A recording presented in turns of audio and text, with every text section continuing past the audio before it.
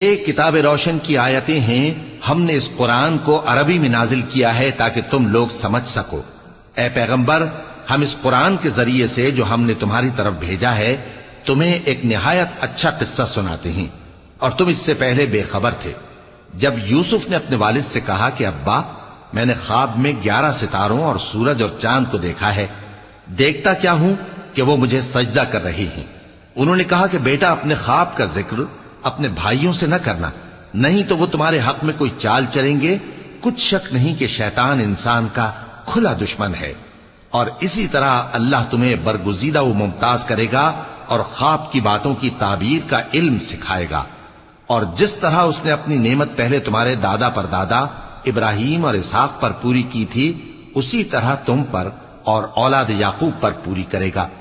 بے شک تمہارا پروردگار سب کچھ جاننے والا ہے، حکمت والا ہے۔